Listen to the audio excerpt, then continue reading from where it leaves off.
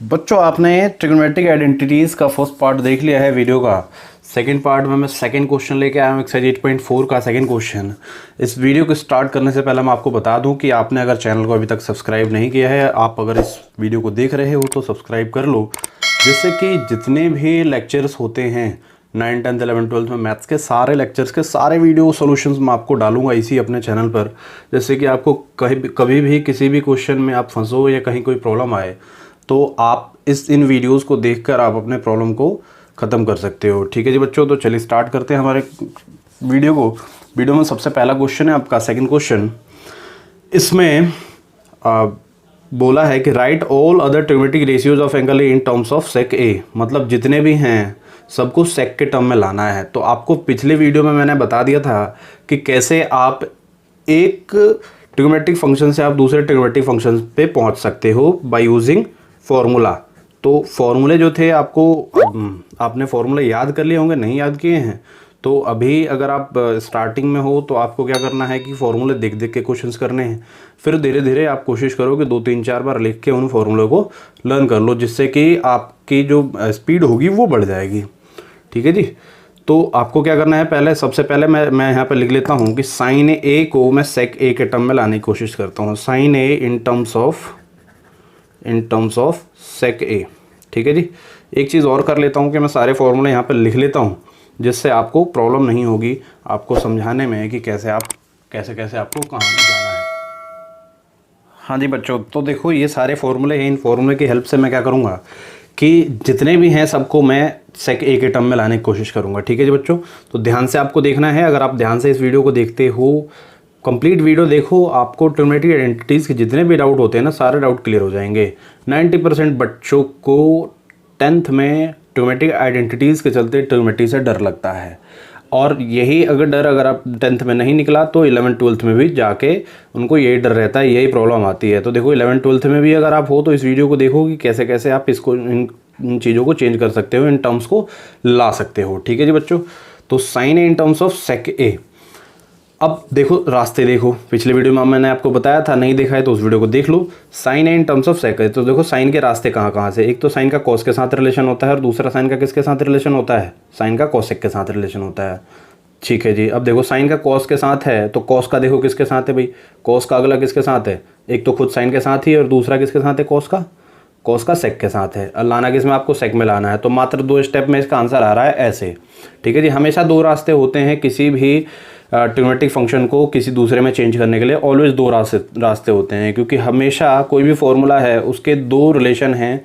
ठीक है जी, तो आपको ध्यान देना है कि कैसे कैसे आप चेंज करोगे, कौन सा शॉर्ट रास्ता है, तो बस ऑलवेज आपको शॉर्ट रास्ते पे ही जाना है। तो साइन का आप कॉस में लेके आओ, तो यहाँ लिख दोगे साइन स्क्वायर ए बराबर हो जाएगा 1 माइनस कॉस स्क्वायर ए, ये फॉर्मूला है। अब यहाँ से क्या हो जाएगा, साइन ए बराबर हो जाएगा अंडर रूट में 1 माइनस कॉस स्क्वायर ए।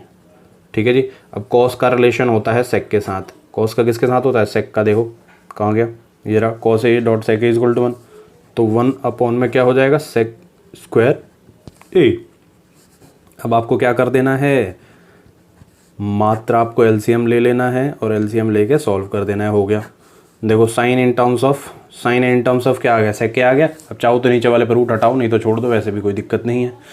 क्लियर है जी, तो sine in terms of sec A का मतलब ये होता है कि साइन एक तरफ हो और दूसरी तरफ जो पूरा का पूरा हो वो सेक के फॉर्म में हो।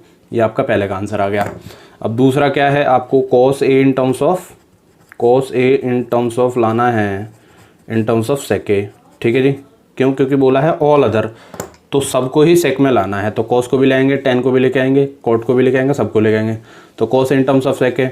अब देखो कॉस का रिलेशन किसके साथ होता है, एक तो साइन के साथ होता है और दूसरा किसके साथ होता है, डायरेक्ट सेक के साथ होता है। तो लो एक ही स्टेप में आंसर आ जाएगा, cos A equal to 1 upon में सेक ए, ये फॉर्मूला ही होता है, आ गया आंसर। अब आपको किस में चलना है, ten A in terms of लेके आना है आपको सेक ए। ठीक है जी, तो बस ध्यान से आपको देखना है, इजीली आप कर पाओगे बिना किसी प्रॉब्लम के। तो 10 का देखो किसके साथ होता है भाई, 10 का एक तो सेक ले, ये भी डायरेक्ट आ गया, 10 का डायरेक्ट सेक में ही होता है। तो ये इसको आप क्या लिख लोगे, टेन स्क्वायर ए बराबर होता है 1 सेक स्क्वायर ए माइनस 1, सेक स्क्वायर ए माइनस 1, 10 को इधर लेके आओ, 1 को इधर लेके आओ।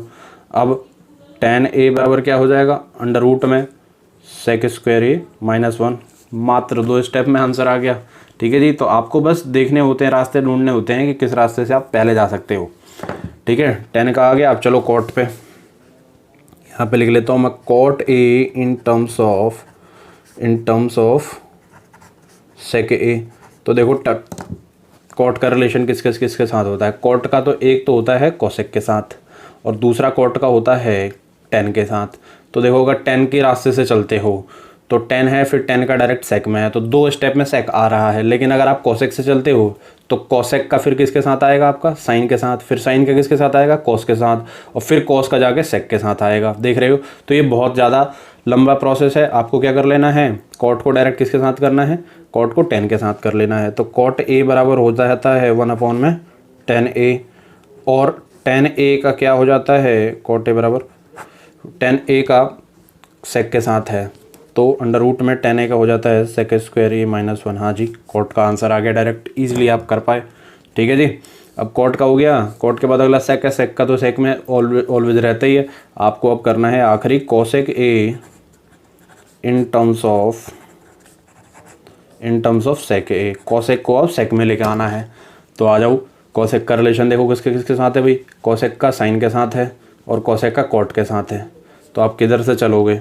अगर कोसेक का साइन से चलते हो तो साइन का कॉस में है, फिर कॉस का सेक में है, 3 स्टेप में आ रहा है। कॉट से चलो, अगर कॉट से चलते हो तो क्या होता है? कोसेक का कॉट में, कॉट का 10 में, और 10 का फिर सेक में। तो ये एक ऐसा है कि दोनों तरफ से चलोगे दोनों ही बराबर हैं, तो जिससे मर्जी आप उससे कर लो। तो अगर हम चलते हैं cosec A is equal to हो जाएगा 1/sin A। ठीक है जी, अब आप थोड़े से एक्सपर्ट हो जाओगे धीरे धीरे। साइन का कॉस में लो तो अंडर रूट में क्या हो जाएगा? 1 - cos स्क्वायर ए। ठीक है जी, और कॉस का सेक में है तो कर लो 1 - cos का सेक क्या होता है? 1/sec स्क्वायर ए हो जाएगा। एलसीएम ले लो, ये हो जाएगा सेक स्क्वायर ए -1/sec स्क्वायर ए। नीचे से रूट है, रूट से स्क्वायर कैंसिल हो जाएगा, तो ऊपर क्या बच जाएगा? खाली सेक ए बच जाएगा।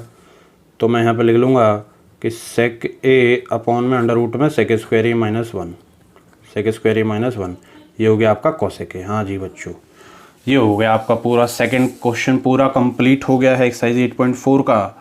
ठीक है जी बच्चों, आपको बस प्रोसेस देखना होता है कि कैसे कैसे आप इन क्वेश्चनों को सॉल्व करोगे, किस रास्ते से जाओगे जो रास्ता आपके लिए सबसे आसान हो। ठीक है जी, एक्सरसाइज 8.4 का फर्स्ट क्वेश्चन मैंने पिछले वीडियो में करा दिया था, सेकंड क्वेश्चन इस वीडियो में करा दिया है। बस ये 2 वीडियो अच्छी तरीके से देखो और फिर आगे के जो क्वेश्चंस होते हैं वो सारे क्वेश्चन आप इजीली कर पाओगे बिना किसी प्रॉब्लम के। ज़्यादा आपको प्रॉब्लम होनी नहीं है। इन दोनों ही क्वेश्चनों पे आप मेहनत करो अच्छी तरीके से, अलग अलग देखो तरीके कौन से तरीके से शॉर्ट हम पहुंच सकते हैं। ठीक है जी बच्चों, अब हम नेक्स्ट वीडियो में मैं आपको आगे के सारे क्वेश्चंस करवाऊंगा। इसमें 8.4 में आपको पता है कि 5वें के जितने भी पार्ट है सारे पार्ट बहुत इंपॉर्टेंट होते हैं। ठीक है जी, तो उस पार्ट को भी मैं अगले वीडियो में ही लेके आऊँगा, जिस वीडियो में आपको क्या करना होगा कि 5वें के जितने भी पार्ट है सारे पार्ट आप इजीली सारे क्वेश्चनों को कर पाओ।